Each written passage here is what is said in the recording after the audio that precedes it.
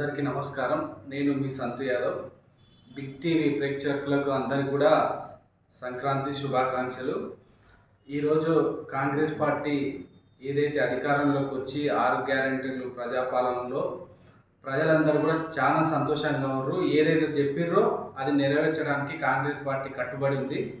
గత 10 సంవత్సరాల నుండి ఎవరికి కూడా రేషన్ కార్డు ఇవ్వకుండా, నిరుద్యోగులకు ఉపాధి కల్పించకుండా ఏదైతే అవినీతి పాలన జరిపిరో దాన్ని తుదముట్టించి ఈరోజు ప్రజలు కూడా కాంగ్రెస్ పార్టీకి పట్టం కట్టిరు.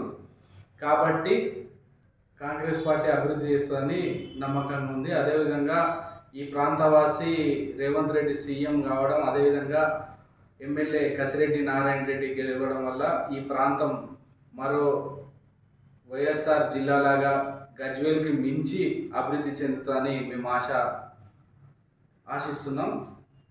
మా కళ నెరవేరుతుందని మేము కోరుకోవడం జరుగుతుంది.